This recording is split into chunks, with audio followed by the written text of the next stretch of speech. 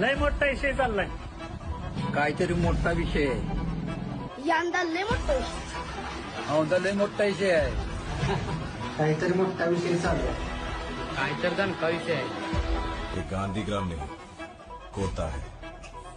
यहाँ मेरे कहने पर दिन और मेरे कहने पर रात.